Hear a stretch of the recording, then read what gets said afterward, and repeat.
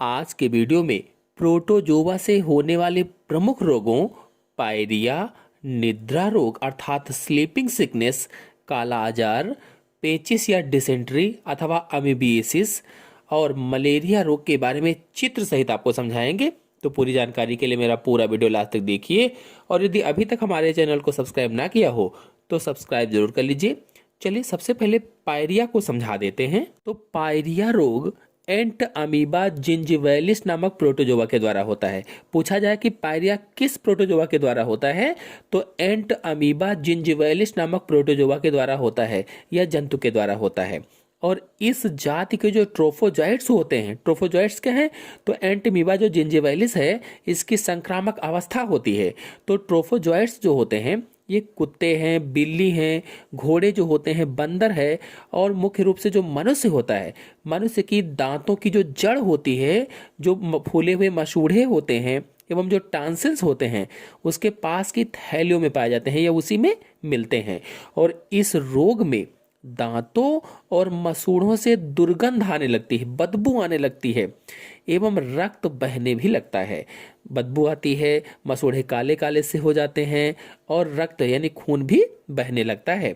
यह एक मनुष्य से दूसरे मनुष्य में मुख से चुंबन के द्वारा फैलता है, झूठा भोजन खाने से फैलता है। तो अगर आप चुंबन करते हैं तो आपको पायरिया है तो दूसरे को भी पायरिया हो जाएगी। झूठा भोजन खाने से भी पायरिया हो जाती है। तो इस तरह से पायरिया रोग फैलता है। फिर प्रोटोजोआ के द्वारा होने वाला अगला रोग है निद्रा रोग।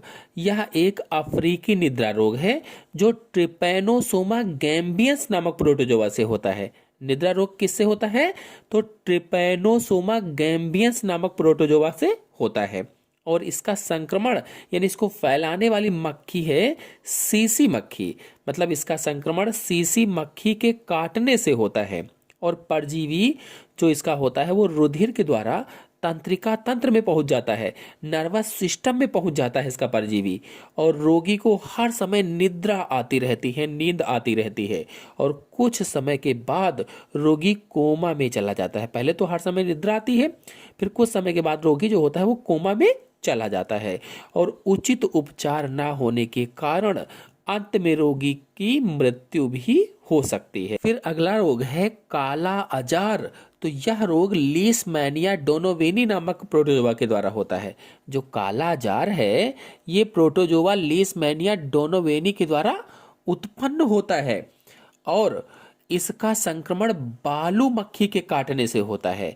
मतलब लीशमैनिया का वाहक जो है ये रेत मक्खी अथवा सैंड फ्लाई अथवा फ्लीबोटोमस भी इसे कहा जाता है। फ्लीबोटोमस बालू मक्खी को रेत मक्खी हिंदी में कहते हैं, बालू मक्खी भी कहते हैं, अंग्रेजी में सैंड फ्लाई कहा जाता है, फ्लीबोटामस भी इसी को कहा जाता है। तो ये इसका वाहक है, ये इस रोग को या इस जंतु को लीशमैनिया डोनोवेनी जो है इसको फैलाने का कार्य करता है, एक व्यक्ति से दूसरे व्यक्ति में पहुंचाने का कार्य करता है। इसीलिए कहा गया है कि इसका संक्रमण बालू मक्खी के काटने से होता है। और इस रोग से ग्रसित जो व्यक्ति होता है उस व्यक्ति में यकृत यानी लीवर, प्लीहा यानी स्प्लीन अंग में वृद्धि हो जाती है, ये बढ़ जाते हैं। जो यकृत होता है वो भी बढ़ जाता है, जो स्प्लीन यानी प्लीहा होती है वो भी बढ़ जाती है और रोगी को तीव्र ज्वर आता है, तेजी से बुखार आता है, जैसा कि आपको चित्र में दिखाया जा रहा है ये रोगी की स्थिति हो जाती है। और इसके बाद अगले पर आते हैं पेचिस या अमीबिएसिस रोग पर। चित्र सहित इसको भी समझा देते हैं। तो अशुद्ध जल से होने वाले रोगों में एक प्रमुख रोग पेचिस है। अगर अशुद्ध जल है, शुद्ध नहीं है, प्रदूषित है, संदूषित है, गंदा है तो ऐसे जल से प्रमुख रूप से पेचिस रोग हो जाता है। पेचिस दो प्रकार की होती है। एक तो अमीबिक पेचिस होती है जो एंट अमीबा हिस्टोलिटिका नामक रोगाणु से उत्पन्न होती है या प्रोटोजोआ से उत्पन्न होती है। और दूसरी बैसिलरी जीवाणु के द्वारा होती है जो और अधिक घातक होती है। अब आते हैं लक्षणों पर या सिम्टम्स पर। तो पेचिस में पेट में ऐंठन होती है। अगर पेचिस है, हो गया है रोग, तो हमारे पेट में ऐंठन होगी और बार बार दस्त लगते हैं, यानी बार बार हमें जाना पड़ता है लैट्रिन के लिए, बाथरूम के लिए। बिगड़ जाने पर मल के साथ रक्त और श्लेष्मा, यानी श्लेष्मा का मतलब ये होता है कि जो हमारे आंतरिक सतहों पर, आंत की आंतरिक सतहों पर लगी होती है चिपचिपा सा पदार्थ लगा होता है उसे श्लेष्मा कहा जाता है। जो हमारे भोजन को या अपशिष्ट पदार्थों को खिसकाने का कार्य करता है, तो उसे ही श्लेष्मा कहते हैं, अथवा उसे हम आंव के नाम से भी जानते हैं। तो रक्त आने लगता है अथवा आंव भी आने लगता है। इसमें हल्का ज्वर बना रहता है, यानी धीरे धीरे करके बुखार भी रहता है। यह रोग शीघ्र दूर नहीं होता है और कभी कभी तो वर्षों तक बना रहता है, यानी जल्दी से ठीक नहीं होता है और कभी कभी वर्षों तक बना रहता है, जिससे इसका रोगजनक कौन सा है? एंट अमीबा हिस्टोलिटिका, क्योंकि यही इस रोग को पैदा करता है। ये जो प्रोटोजोआ शंखा जंतु होता है एंट अमीबा हिस्टोलिटिका, जैसे अमीबा था वैसे एंट अमीबा हिस्टोलिटिका उसी की प्रजाति होती है। तो आंतों की झिल्ली में विशेष प्रकार के घाव कर देता है। साधारणतया इस रोग का प्रकोप 2-3 दिन या 4-5 दिन तक रहता है। सामान्य रूप से अगर देखा जाए, ज़्यादा नहीं हुआ है तो 2 से या 3 दिन या फिर 4 से 5 दिन तक रहता है। लेकिन जिनको ये रोग एक बार हो जाता है, वे यदि सावधानी नहीं रखेंगे तो ये बार बार करके होता रहता है और खतरा भी बढ़ जाता है, नहीं और ज़्यादा तीव्र हो जाता है। कारण पर देख लेते हैं कि कौन कौन से कारण होते हैं, काजेस क्या हैं ये होने के। तो पेचिस उत्पन्न करने वाला प्रोटोजोआ कौन सा है? मैंने बताया एंट अमीबा हिस्टोलिटिका। ये मानव की विष्ठा में पाया जाता है, जो मल होता है उसमें पाया जाता है। और हैजे की तरह इसका वाहक भी मक्खियाँ हैं। और जैसे हमने मल त्याग किया, मक्खियाँ गई उस पर बैठी और फिर वही मक्खियाँ उठकर, यानी मक्खियाँ इस परजीवी को खाद्य और पेय पदार्थों तक पहुंचाती हैं। वही मक्खियाँ उठकर क्या गई? खाने पर बैठ गई, पीने वाले पानी पर बैठ गई। तो इस तरह से वहाँ भी ये पहुंच जाता है। अब उसको जो खाएगा पिएगा तो उसको भी हो जाएगा और उनका सेवन करने वाले व्यक्ति को पेचिस हो जाएगी। अब आते हैं उपचार एवं रोकथाम पर, यानी ट्रीटमेंट एंड प्रिवेंटिव मेजर्स पर। तो पेचिस हो जाने पर किसी अच्छे डॉक्टर को तुरंत दिखाना चाहिए ताकि ठीक हो जाए पेचिस। अन्यथा पेट संबंधी बहुत से रोग हो जाते हैं। तो हमें क्या क्या करना चाहिए संक्षेप में जान लेते हैं। तो पहली है गंदगी की रोकथाम। गंदगी जो है उसकी रोकथाम कैसे करें? तो पेचिस गंदगी से फैलती है, मैंने बताया था आप लोगों को, और इसीलिए घरों और मोहल्लों में सफाई आवश्यक होती है। ताकि हमारे घर साफ रहेंगे, मोहल्ले साफ रहेंगे तो सूक्ष्म जो जीवाणु प्रोटोजोआ है वो पनपेगा नहीं। और शौचालयों तथा जो नालियाँ होती हैं इनमें जो दवाएं आती हैं, फिनाइल वगैरह आते हैं, उनको भी आप डलवा सकते हैं। नगर में कूड़ा करकट जो एकत्रित होने लगता है उसको ना एकत्रित होने दें, जैसे ही हो उसको फेंक दिया जाए। गलियों, सड़कों और नालियों को पूर्णतः स्वच्छ रखा जाए, नालियों को ढक कर रखा जाए। तो ऐसे ही बहुत सारे अगर हम लोग प्रिवेंशंस करेंगे तो गंदगी रुक जाएगी, और गंदगी रुकेगी तो ये प्रोटोजोआ उत्पन्न नहीं होगा, जिससे हमें बीमार नहीं पड़ेंगे। और फिर अगला है जल की शुद्धता। तो नदी, कुएं, तालाब और भी सार्वजनिक जल स्रोत जो होते हैं, जहाँ जहाँ पर जल इकट्ठा होता है, तो उसमें उचित मात्रा में पोटेशियम परमैंगनेट डालना चाहिए। जो जल की शुद्धता के लिए क्या डाला जाता है? Potassium permanganate. ये प्रश्न पूछा जा सकता है कॉम्पिटिटिव एग्जाम्स में कि जल की शुद्धता करने के लिए कौन सा तत्व डालना चाहिए? तो पोटेशियम परमैंगनेट है। तो जो नदी है, कुएं हैं, तालाब है, वहाँ पर पोटेशियम परमैंगनेट डाल देना चाहिए ताकि जो जल है वो शुद्ध हो जाए। फिर अगला है खाने पीने की सावधानी। तो खाने पीने की सावधानी का क्या मतलब है? तो खाने पीने के संबंध में इस रोग में वही सावधानियां आवश्यक हैं जैसे हैजे में होती हैं। तो कहने का मतलब ये है कि हमें सारी चीज़ें मक्खियों से बचाना चाहिए और उसको ढक कर रखना चाहिए, खुला नहीं रखना चाहिए, गंदा नहीं होना चाहिए। वही फल और जो सब्जियां होती हैं इनका प्रयोग बिना धुले ना किया जाए। बहुत से लोग ऐसे ही प्रयोग करने लगते हैं, जो फल लाते हैं ऐसे ही खा लेते हैं बिना धुले, और सब्जियों को ऐसे ही बना लेते हैं। तो उनका बिना धुले अच्छी तरह से प्रयोग ना किया जाए। और फिर अगला है रोगी का पृथक्करण। तो यदि कोई घर में रोगी है तो उसको अलग थोड़ा सा रखा जाए, उसके सामानों को, उसको वस्तुओं को अलग रखा जाए। फिर अगला रोग हो जाने पर मेट्रोजिल, ट्राइडेजाल, डिपेंडॉल एम, ह्यूमेटिन आदि औषधियों का प्रयोग कर सकते हैं। चलिए अब मलेरिया के बारे में चित्र सहित आपको समझा देते हैं। तो मलेरिया रोग मानव जाति के लिए समस्या बना हुआ है। प्रत्येक वर्ष विश्व में लाखों व्यक्ति इस रोग से पीड़ित होते हैं और कितने ही मृत्युग्रस्त हो जाते हैं। यानी ये जो रोग है ये बहुत बड़ी समस्या है और हर वर्ष लाखों लोग मर जाते हैं। ना जाने कितने लोग मर जाते हैं, ना जाने कितने लोग पीड़ित रहते हैं इस बीमारी से। चलिए जानते हैं कि इसके रोगजनक लक्षण क्या क्या हैं और कैसे ये फैलता है। तो मलेरिया बुखार एक कोशिकीय प्रोटोजोआ परजीवी प्लाज्मोडियम द्वारा होता है। जो प्लाज्मोडियम है ये प्रोटोजोआ संघ का जीव है, तो इसी के द्वारा मलेरिया बुखार आता है। इसमें कपकपी एवं ठंड लगने के साथ साथ तेज बुखार है, जो कुछ समय बाद पसीना आने के साथ कम हो जाता है। और कुछ समय बाद तेजी के साथ पसीना आता है तो ये बुखार कम हो जाता है।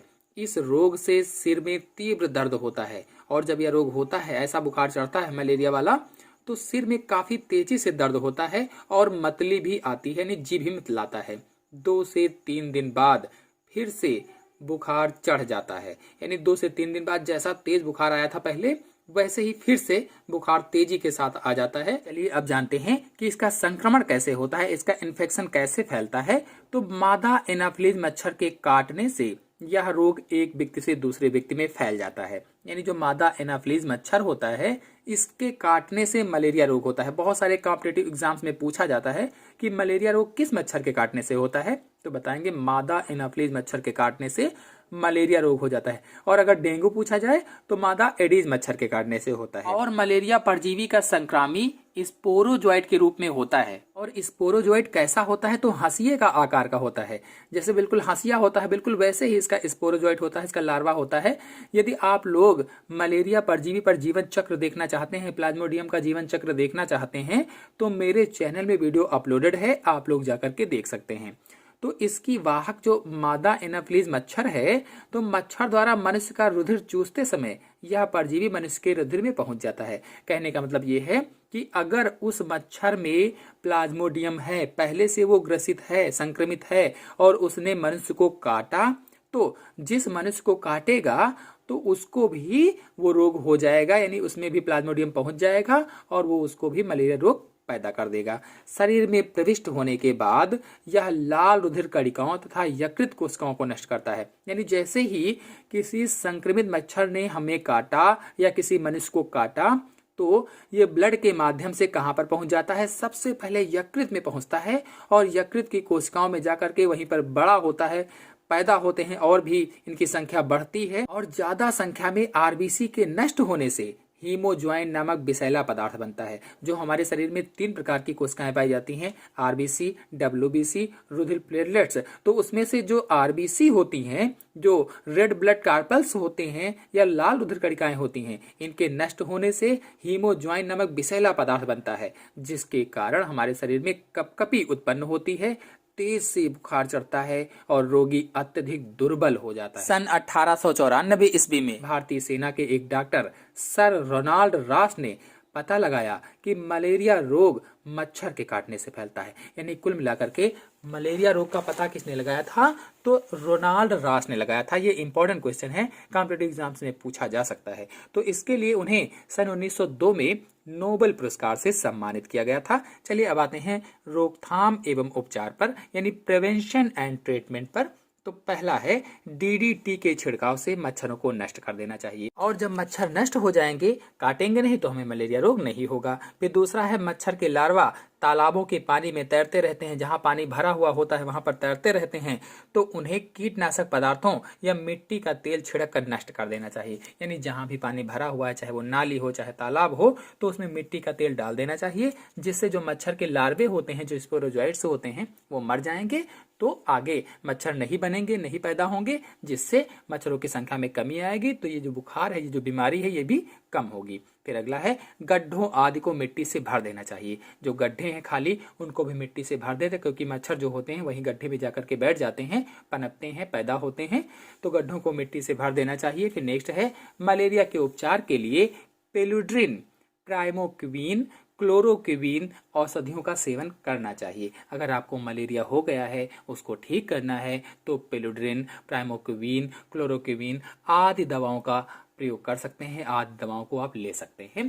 तो आपको बताते चलें कि वर्ल्ड हेल्थ ऑर्गेनाइजेशन यानी WHO, शॉर्टकट है WHO, फुल फॉर्म है वर्ल्ड हेल्थ ऑर्गेनाइजेशन, और नेशनल मलेरिया एरेडिकेशन प्रोग्राम ने युद्ध स्तर पर कार्य करके भारत के इस रोग का नामो निशान मिटा दिया था, किंतु फिर से यह रोग देश में फैलता जा रहा है। यानी जो WHO है और जो NMEP यानी नेशनल मलेरिया एरेडिकेशन प्रोग्राम है, इसने युद्ध स्तर पर कार्य किया और इसका नामो निशान मिटा दिया था, लेकिन फिर से मच्छरों के द्वारा ये रोग फैलता जा रहा है। आशा है आप सभी लोगों को प्रोटोजोआ से संबंधित जितने भी रोग मैंने बताए अच्छी तरह से समझ में आ गए होंगे। समझ में आ गए हो तो वीडियो को लाइक और शेयर कीजिए। चैनल पर नए हैं तो चैनल को सब्सक्राइब कर लीजिए। धन्यवाद।